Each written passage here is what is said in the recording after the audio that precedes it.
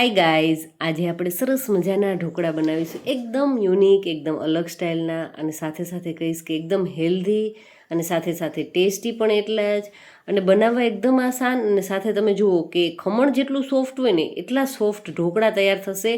અને વળી પાછા ડાયટિંગ કરતા લોકો માટે ખાસ છે. અને ઈનોના ઉપયોગ વગર તૈયાર કરીશું, કે ન તો લીંબુના ફૂલનો ઉપયોગ કરીશું. તો તમને થશે કે આમાં વળી શું, તો એક ખાસ ટ્રીકની સાથે તૈયાર કરીશું. તો સૌથી પહેલાં આપણે એમના માટે એક નાનું બાઉલ સેટ કરી અને એક બાઉલ ભરી અને દલિયા લીધા છે. જે દલિયા આવે છે એ આપણે જે ફાડા લાપસીને કરતા હોઈએ છીએ એ દલિયા લીધા છે. અને એ જ બાઉલ ભરી અને એમની અંદર દહીં લીધું છે. અને સાથે સાથે એ જ વાટકી ભરી અને એકદમ ફાઇન સૂજી લીધો છે. તમે કોઈ પણ સૂજી છે, જાડો કે ઝીણો કોઈ પણ ચાલશે. આપણે આગળ એમને ક્રશ કરી લેશું, એટલે કોઈ એવી જરૂરિયાત નથી કે ઝીણું સૂજી જ જરૂરી છે. હવે સારી રીતે મિક્સ કરી લગભગ એમને 5 થી 7 મિનિટ અને વધીને 10 મિનિટ માટે રેસ્ટ માટે રાખવાનું છે. અને રેસ્ટ બાદ હવે આપણે એમને મિક્સી જારની અંદર ટ્રાન્સફર કરી લેશું. આપણું મિશ્રણ છે મિક્સી જારમાં આવી ગયા બાદ આપણે બિલકુલ ઓછા મસાલાની સાથે તૈયાર કરીશું. તો એમાં હળવી એવી તીખાસ માટે થઈ મરચું અને આદું લીધા છે. અને થોડીક એમની અંદર મેં છાશ એડ કરી દીધી છે. અને હવે આપણે એમને એકદમ સારી રીતે ક્રશ કરી લેવાનું છે. અને બસ એ ક્રશ થઈ ગયા બાદ તમે જોઈ શકો છો કે આપણું મિશ્રણ છે ઓલમોસ્ટ રેડી જ છે, પણ એ થોડુંક હળવું એવું ઢીલું લાગે છે. તો હવે આપણે એમની અંદર ઢીલું રાખ્યું જ છે, કારણ કે એમની અંદર આપણે બેસન એડ કરવો હતો. તો ઝીણો બેસન લીધો છે, જેમાંથી આપણે ભજીયા અને ગાંઠિયા બનાવીએ છીએ, એ જ લીધું છે. અને સાથે સાથે એ જ વાટકી ભરી અને દૂધી લીધી છે ખમણીને. હવે એમની અંદર હળદર, નિમક અને તેલ, જો ઢોકળાની અંદર તેલ છે ને ખાસ એડ કરવાનું છે. તેલને કારણે શું થશે કે ગમે ત્યારે ઢોકળા ઠંડા થઈ જશે ને, તો ઘણી વખત ઘણા લોકો કહેતા હોય છે કે ઠંડા થઈ ગયા બાદ ઢોકળા છે ડૂચો વળતો હોય છે, ગળે અટકતા હોય છે. તો એમના માટે ખાસ તેલ એડ કરવાનું. અને હવે આપણી ટ્રીક, તો ટ્રીકની અંદર આપણે સાજીના ફૂલ જેને કહીએ છીએ, બેકિંગ સોડા, એ લીધા છે. અને એમની અંદર આપણે નોર્મલ ટેમ્પરેચરવાળું 1 ચમચી ભરી અને દૂધ લેવાનું છે. હા, દૂધ એડ કરશો ને સોડાની ઉપર એટલે એકદમ તમે જોશો ને કે જે રીતે ઈનોનું રિઝલ્ટ આવે ને એમના કરતાં પણ એકદમ બેસ્ટ રિઝલ્ટ છે એ આમના કારણે આવશે. સોડાની ઉપર દૂધ નાખી અને એ જે રીતે ફર્મેટ થશે અને તમારા જે ઢોકળા થશે ને, ખરેખર તમે આગળ જોયા હતા કે કેટલા સ્પોન્જી ઢોકળા થયા હતા. હવે આપણે એક તેલથી ગ્રીસ કરેલી પ્લેટ લેશું. એમની અંદર એમને આપણું ઢોકળાવાળું જે બેટર છે એ એમની અંદર આપણે ટ્રાન્સફર કરી લેવાનું છે. અને ઉપરથી જો ગમતી હોય તો હળવી એવી તીખાસ અને સરસ મજાના એકદમ લુક પણ એમનો એકદમ જોઈએ ત્યાં જ ખાવાની ઈચ્છા થઈ જાય એવું સરસ મજાનો આવે એમના માટે થઈ લાલ મરચું પાવડર વપરાવ્યો છે. તો બસ હવે એમને આપણે 15 થી 20 મિનિટ માટે સ્ટીમ કરવાનું છે. તો બસ સ્ટીમરની અંદર આપણે રાખી દઈશું ઢાંકણ ઢાંકી, અને બસ 15 થી 20 મિનિટ માટે એમને સ્ટીમ થવા દેશું. તો સમય પણ કોઈ જાજો નહીં લે અને ખૂબ જ સરસ એવા ઢોકળા છે એ ફૂલીને પણ તમે જુઓ ડીશની ઉપરની ભાગ ઉપર આવી ગયા છે. વચ્ચેના ભાગે આપણે ચપ્પુની મદદથી ચેક કરી લઈએ.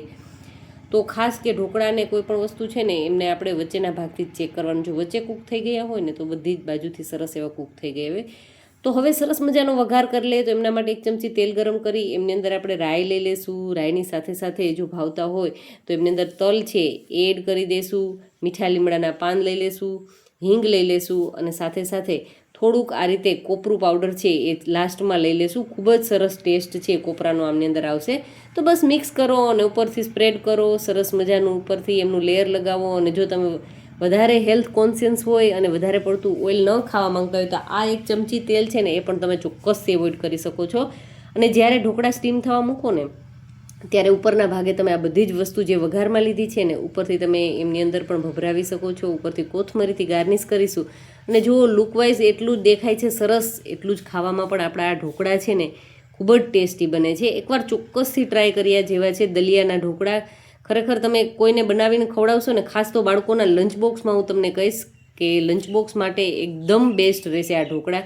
કારણ કે એકદમ ઝટપટ પણ તૈયાર થઈ જાય છે. અને સાથે સાથે દૂધી આપણે એડ કરી છે, કારણ કે બાળકોને આમ તો મોટાભાગના બાળકો પાસેથી સાંભળ્યું છે કે દૂધી છે એમને બિલકુલ ભાવતી નથી હોતી.